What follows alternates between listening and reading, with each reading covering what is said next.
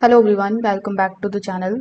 In today's quick video, I'm going to show you exactly how to fix the LG TV. This application will restart to free up some memory error in 2026.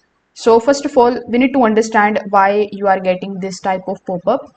So your TV here is trying to run the applications, but there is not enough free memory.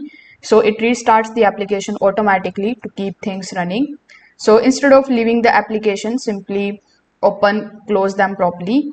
Now you just have to also press and hold the home button and then swipe away or exit the running applications.